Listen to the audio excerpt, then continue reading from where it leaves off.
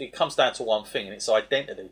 And everybody knows Ring of Honor, you're gonna get a quality wrestling. And when you say Ring of Honor, you know it's been around. You know the people that have gone through that.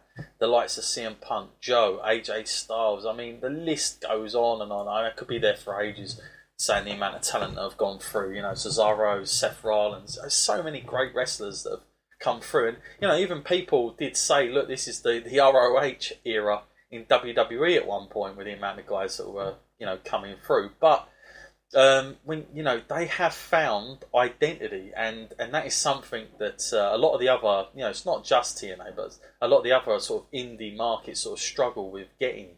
But I think Ring of Honor, they've never ever tried to do anything more than what they are. They've never tried to have, you know, extravagant sort of entrance ways or, you know, setups at the ramps and stuff like that. They literally stick to their best.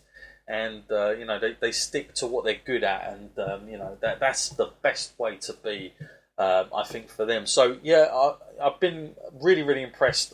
You know, if they come back over, I'm definitely going to be booking tickets again with Matt, I'm sure, to go and see that again, because yeah, it's just a great overall show. And you know, I want to say as well, we also got to see Jushin Liger for the second time, Matt, and you know, it's a bit like The Rock and Cena. I thought it was a once in a lifetime that I'd see him when we went to NXT in New York. I thought that'd be the only time I see him. I thought I'd never see him after that again, and there he was in London, Jushin Thunder Liger once again. And you know, that guy, talk about consistency. Like, God, I don't know how he's doing it. But his body, my word, he you know, he's definitely got to be a fit guy to be still performing that way. There's no doubt about it. He's an amazing performer.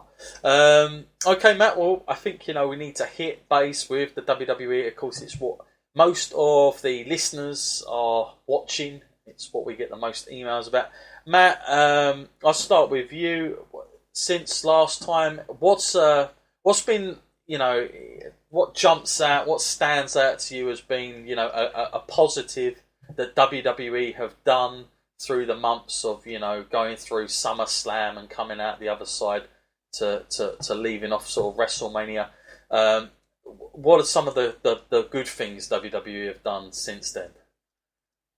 Oh, you know, making my shortlist down there. A controversial one, you know. I think they're actually kind of doing a good job of building up some fresh talent. I mean, I know people like Jinder have been there a long time, but to put the belt on him and take a gamble like that and actually keep giving him consistent wins, although I don't agree with the way that he does it, you know, it does make him look like a bit of a weak champion. Mm-hmm. It is quite admirable of them to actually look at different people and, you know, work with them that way. I wish it was kind of more that way in the women's division as well, because we just seen the same faces all the time, changing the belt over between a few women. That kind of seemed better in that way. But yeah, and the NXT people that have been coming up, I mean, that's kind of positive as well. I mean, I was looking forward to Bobby Roode coming up for a long time. Not too sure I'm keen on the way that they're using him right now, but hopefully he can get a sort of better feud after the current one he's in. Yeah, for me, yeah, I like the whole Jinder thing. I've got to be honest with you.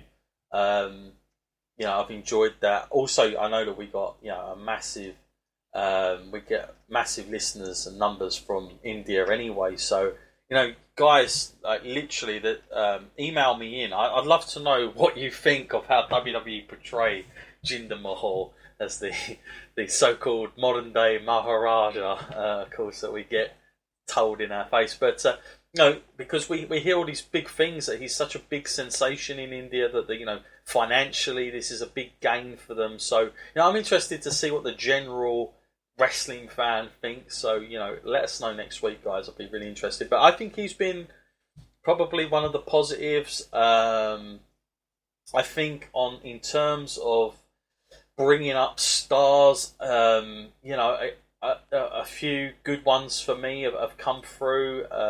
Slightly strange with how they've started, but you know, it's kind of weird. I've got kind of like a kind of small sort of. I don't know why I like him, because he's not like I just think it's like one of those things. I can't even explain it myself, but you know, the Drifter. For some reason, I started to like what he's been doing. I agree with you. Yeah, I like him as well. I mean, I didn't like him in NXT. Couldn't stand the guy. But since he jumped to Raw, it's like a completely different man. Yeah. But that's something I want to get into as well, because literally, you know, I was thinking, you know, about the guys that come up from NXT, you know, like, you know, say last year and years, you know, even before that. But when we think of Enzo and Cass, you know, really over in NXT, like they were so damn popular. You know, you thought this was going to be the team, the next Road Dogg and Billy Gunn. These guys are going to sell merch through the roof. Fans are going to love them, etc., etc. When we see guys like Finn Balor, you just thought there was money to be printed, like free money. Like, here's a guy who appeals to the adult audience, and he also appeals to kids because of the demon character. Perfect, absolutely perfect. You look at Bayley, you know, again, license to print free money with Bayley, because just look how, you know, impossible it was at one time to ever think of booing Bayley, and all the success that she had in NXT. And it got me thinking, Matt, and I don't know if this is, I haven't done the statistics. I'm going to try and do it for next week, but I was thinking, the guys and girls that get over on NXT seem to not get over that well when it comes to going up to the main roster. And the guys that don't really get a look in NXT seem to do better on the main roster than the guys that were over on NXT. And it got me thinking, is that because we've seen them sort of reach a goal with maybe an NXT title, or, you know, get popular for a long time, that they've been there for such a while, that we've sort of seen a story, sort of, and now we've got to have another story where we're sort of almost led to believe that, you know, they've not even had a run in NXT sometimes, and that they're kind of brand new. But again, for the die-hard WWE fans, guess what? We're watching it all the time. We're watching all the NXT stuff. And I feel like sometimes we're redoing things. Like, as an example, Bayley going for the belt again. It's like, well, you know, me personally, I don't know what you thought, Matt, but I thought Bayley winning it from Sasha Banks on NXT was a much bigger thing than it was her winning the main title on the big roster. I'll throw probably Finn Balor the same thing. I felt more about that when he had his feud with the likes of Owens than I did, you know, when he even won the Universal title for some reason. You know, despite it being a really sort of out there sort of move, I just think there was more of a story to it. The same with Cass and Enzo. I feel, you know, like, do we just have we seen too much of them already on NXT? Have we already exposed them? That you know, we've already had enough. What's your take on that, Matt? And am I just thinking too much into these things? No, I really agree with what you said there, because when you do watch it, like say week in and week out, and you're watching all the shows, you have kind of seen that big moment. Like winning the NXT title is a big moment, even though they sort of don't give you the credit it deserves. When you're looking at someone current right now, like Asuka, all of a sudden now they're giving relevance to that NXT Women's title, sure, telling us about how long she's defended it for, and they're actually counting all of her wins, and that record is carried over. Whereas, you know, a couple of years ago, when someone like Neville come up and everything, they were just saying, "Oh, he's a rookie. You know, he's not done much down in NXT, even though he was a champion. You know, we don't really count that in our record books." They seem to be changing their way of thinking with this. Yeah. So it does have a big impact when they reach the main roster, because then people, even if you hadn't seen NXT, you might want to go back, and then you are sort of re-seeing everything. Sure. Yeah, I'm kind of more talking about the last maybe 2 years of NXT, not sort of the Seth Rollins era, or but I'm talking about the last 2 years with the guys, because I just feel like, if you think about it, Braun Strowman, you know, he didn't even have. He had like what? I think he had some ridiculous quantity of matches, like 4 matches that weren't even that long on NXT, and then he got let go. So he didn't really do much down there. Also, I think if you look at someone like Nia Jax, she had a much better run on the roster than she did in NXT. I felt they built her differently, a bit like Braun Strowman to begin with, where she was just having squash matches against people, which I thought was a better build. And if you look at Tyler Breeze, who I thought was absolutely ready, more than ready to come to the main roster, and you look where he's at the moment, All right, he's doing something now, but I mean, is that just because he's just a bit of luck? I don't know, but yeah, honestly, I just think that it's a bit like this Drifter. I just feel like because we haven't seen that moment, the big peak moment already, it might work out better for some of these guys. And I think WWE has to be careful not to sort of do all the best stuff. It's a bit like even the entrances, Matt. Like I feel like Finn Balor's entrances on NXT are way more special than what they are now.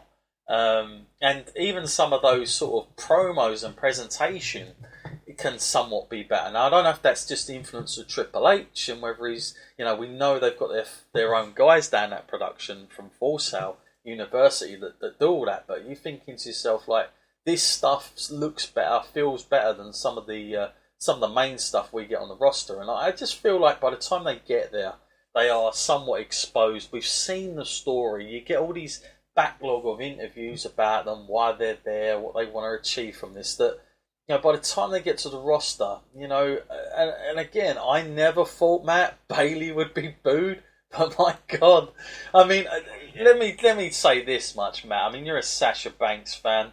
What the hell? I mean, honestly, I've never seen a cock up as much as that. Like diabolical in terms of look at Sasha Banks and Bailey. Unbelievable. Like I really feel they have missed the absolute mark with getting anywhere within there. Like I just feel like it's going to take ages now to sort of get them back with any credibility just because of the way they've been used.